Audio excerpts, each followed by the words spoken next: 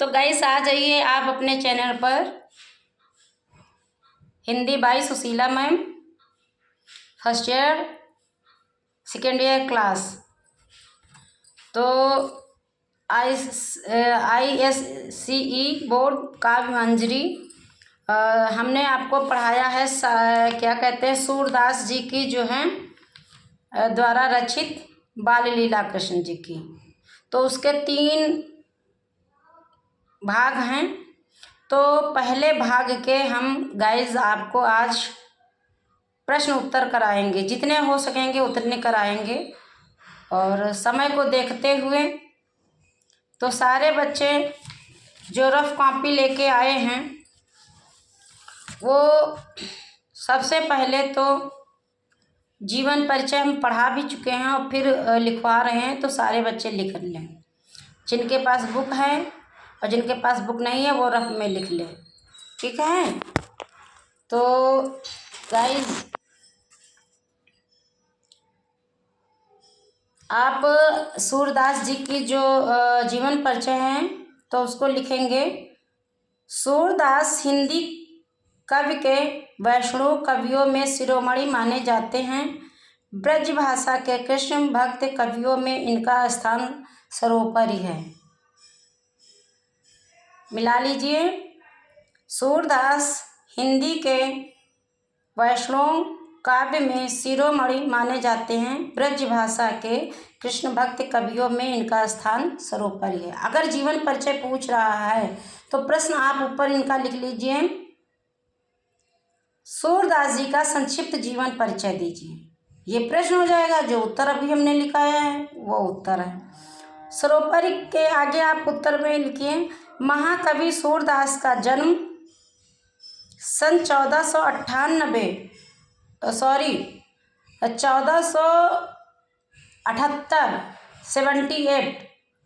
1478 को रुनकता नामक गांव में हुआ। सन 1563 में 63 इनका निधन हो गया।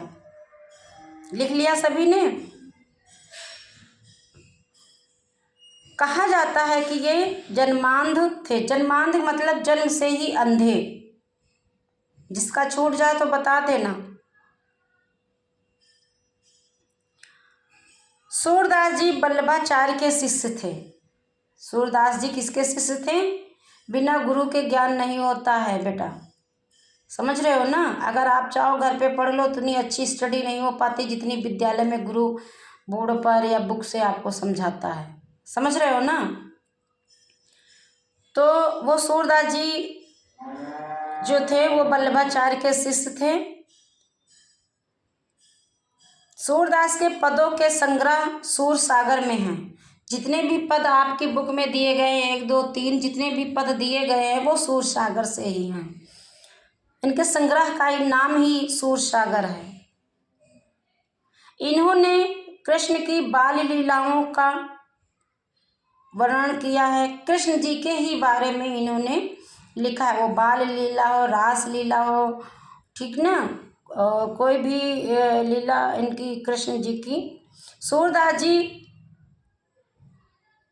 भक्त काल के सगुण धारा के कृष्ण काव्य धारा के प्रमुख कवि हैं। इनकी भाषा ब्रज है। इनकी भाषा कौन सी है?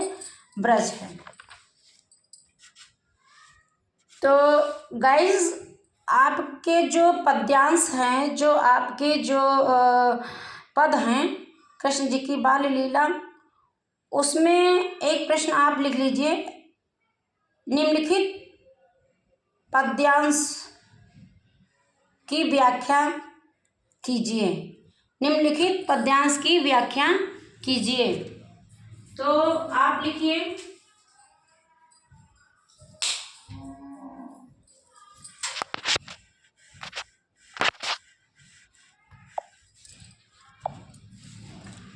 तो आप लिखिए। शोभित कर नवनीत लिए, घुटरन चलत रेणु तन मंडित मुख दध लेप किए। इन पंक्तियों की आपको हम पहले तो शब्द अर्थ इसी के करा देते हैं ताकि आपको कोई दिक्कत ना हो समझने में। वैसे हम समझा चुके हैं पहले, आप देखिएगा तो हम समझा चुके हैं, लेकिन आज हम पद्यांश के जो व्याख्या है वो करा रहे हैं। और अगर प्रश्न आपको पूछता है तो उसी व्याख्या में से आप अच्छे से याद करेंगे तो आपके उत्तर मिल जाएंगे। अगर हम प्रश्न उत्तर नहीं कराएंगे तब भी, अगर जो हम पद्यांश करा रहे हैं उन्हीं पद्यांशों पर अगर प्रश्न पूछ लेता है तो आप आराम से आसानी से कर लोगे। तो लिख लिया। तो होता है कर मने हाथ, कर मने क्या होता है हाथ, और घुटरन मने घुटनों के बल, घुटनों के बल, घुटरुन मने घुटनों के बल, रेणु मने मिट्टी, और दधी मने दही। ये जो कठिन शब्द हैं उनके जो है अर्थ है ताकि आप व्याख्या आसानी से कर सकें। तो अब व्याख्या में आप लिखिए, इस पद में सूरदास जी ने बाल गोपाल के सौंदर्य का अद्भुत वर्णन किया है। कृष्ण जी के सौंदर्य का अद्भुत वर्णन किया है। पूर्ण विराम। सूरदास कहते हैं कि श्री कृष्ण के छोटे से हाथ में ताजा मक्खन शोभामायन है और वह उस मक्खन को लेकर चल रहे हैं। वे उस मक्खन को लेकर घुटनों के बल चल रहे हैं। वे उस मक्खन को लेकर घुटनों के बल चल रहे हैं। इसी में बेटा अगली लाइन से आप लिखिए, चार कपोल लोल लोचन गुरु रोचन तिलक दिए और लट लटकन मनु मत मधु गन मादक मधुई पिए। इन पंक्तियों की पहले तो आप देख लीजिए। लिख लिया आपने? तो बेटा होता है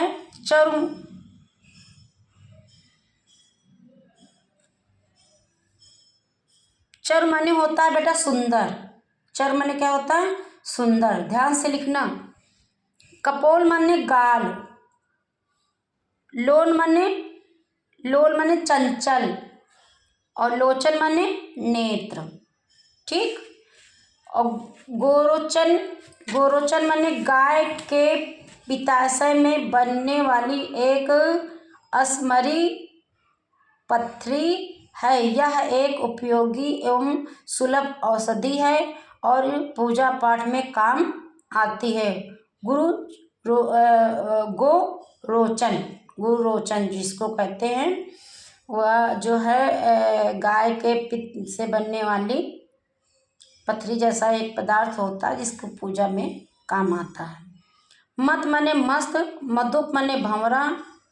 अब आप लिखिए इन्हीं पंक्तियों की व्याख्या। सूरदास जी आपको अगली लाइन में समझाते हुए बता रहे हैं, इनके गाल सुंदर तथा नेत्र चंपल हैं, लाट पर गोरोचन का तिलक लगा है, बाल कृष्ण के बाल घुंघराले हैं। जब वह घुटनों के बल चलते हैं तब घुंघराले बालों की लटें उनके गाल पर चूमने लगती हैं, जिससे ऐसा प्रतीत होता है मानो भंवरे फूलों का मधुर रस पीकर मतवाले हो गए हैं। ठीक।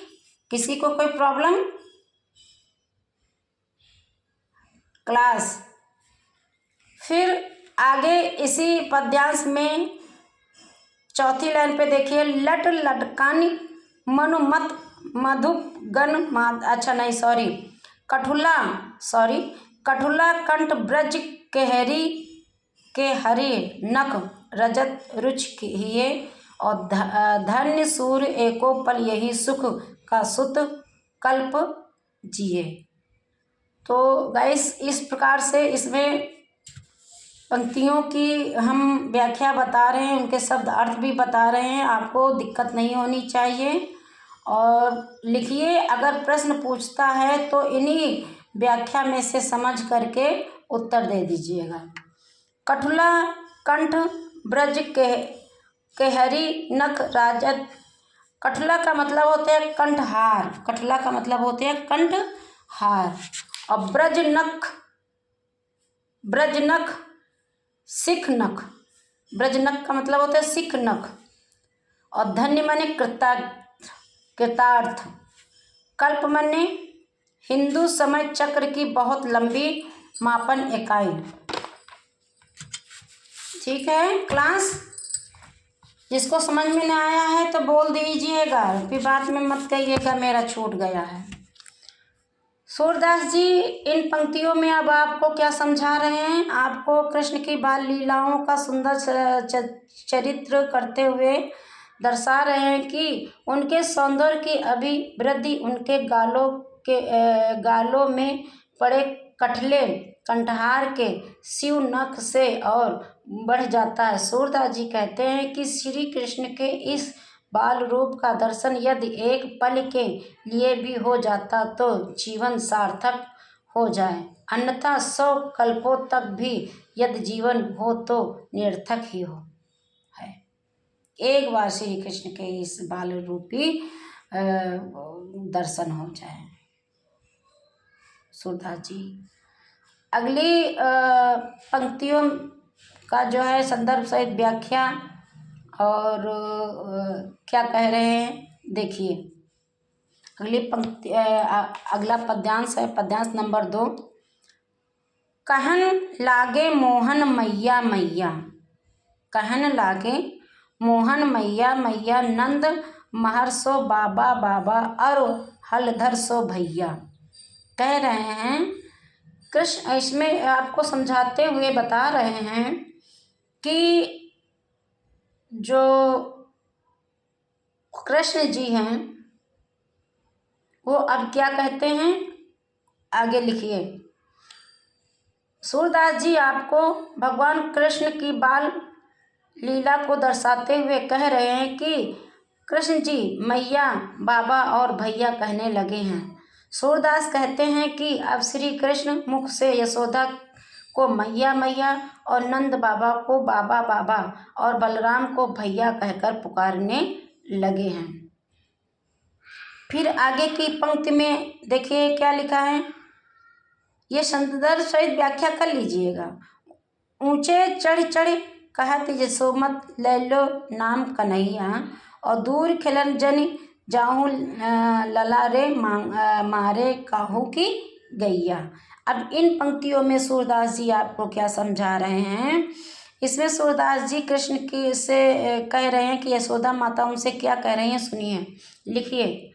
कह रही हैं कि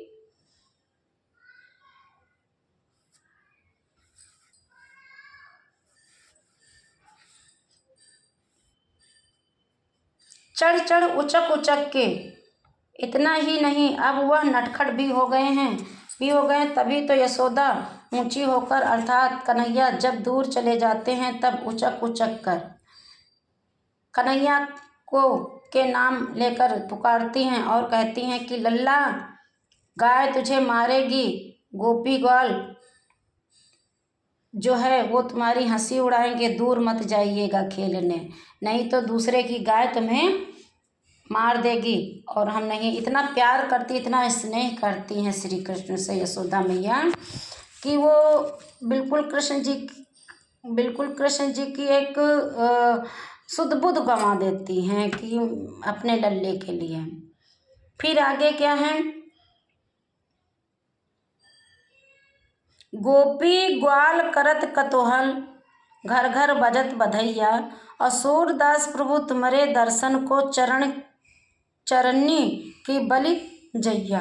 अब इसमें सूरदास जी आपको क्या कह रहे हैं, आपको समझाते हुए कह रहे हैं कि